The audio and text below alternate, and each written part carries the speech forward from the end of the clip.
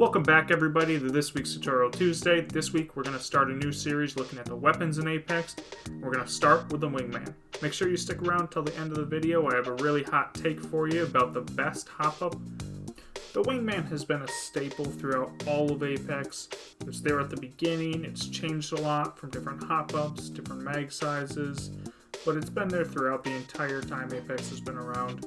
Streamers love to use it, and it can be one of the most frustrating guns to be on the receiving end of, but also to use.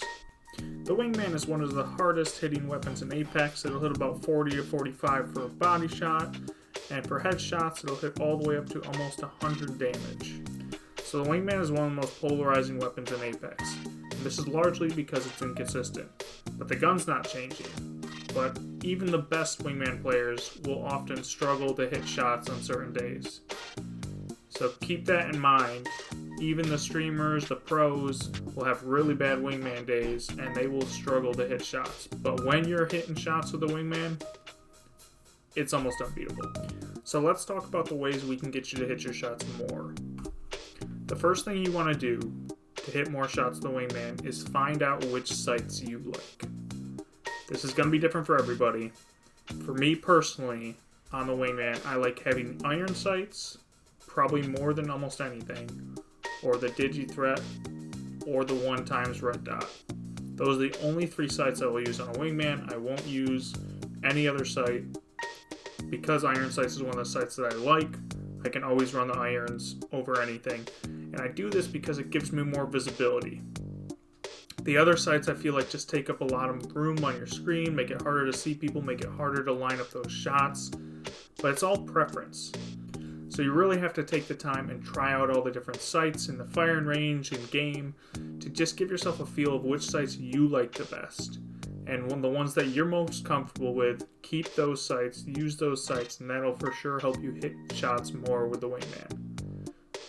If you don't like the Digi, don't use the Digi. If you don't like the 2x, don't use the 2x. But some people only use those sights. And you're going to see that, but don't let it cloud your judgment. Another thing that'll really help you hit your shots more is if you use the Wingman at the distances that it's the strongest.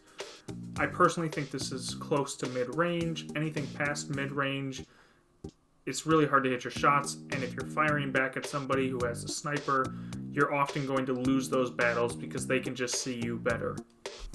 One thing to note with the 2x and the 1x2, it might help you hit shots more at mid to long range because you're going to have that zoomed in feeling. But I find with those two, it's a lot harder to hit shots that are close up. So try that out first, see how you like it. If you like them, use them.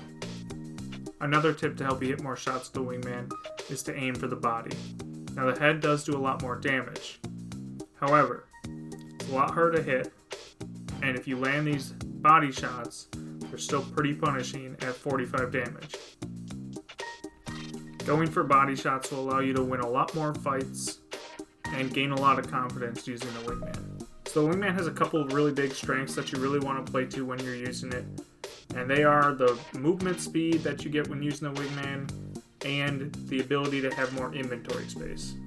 The Wingman gives you great side-to-side movement. It allows you, even when aiming down sights, to move very quickly, almost like you're using a shotgun. It's about the same speeds as that. Almost no other weapons in the game have movement speeds besides the Wingman and the shotguns. So take advantage of this, move side to side a lot, be hard to hit, and then poke them with those Wingman shots and do a lot of damage. The other big advantage that the Wingman gives you is you have a lot more inventory space, because when you're using the Wingman, you really shouldn't be carrying more than 120 heavy ammo for the Wingman. So this gives you at least 1 to 2 more spaces in your inventory to really free up for nades or heals. I would recommend carrying more grenades because this can really help you win fights, especially late game.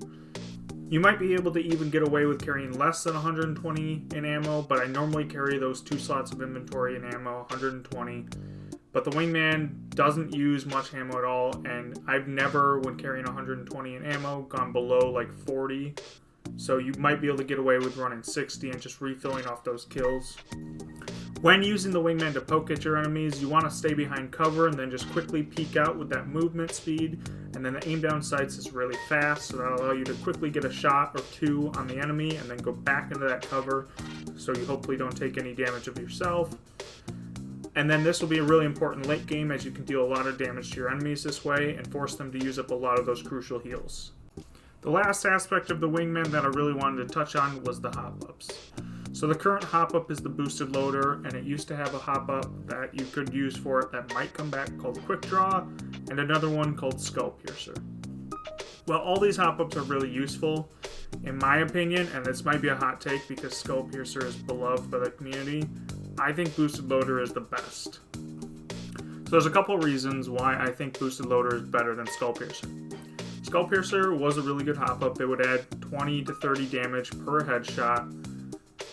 But to be honest, people don't hit headshots that often. You might hit one or two of them a fight. So overall, it's adding 20 to 60 damage a fight, which is still helpful, still really good. But boosted loader, you should go into every fight with at least 2 extra shots in your mag.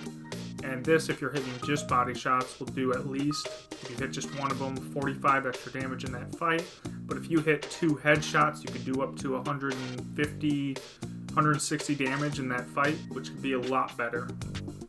The boosted loader also gives you a really fast reload time. If you hit reload with 1, 2, or 3 bullets still left in the mag, that reload time is super fast and will really help you win your fights.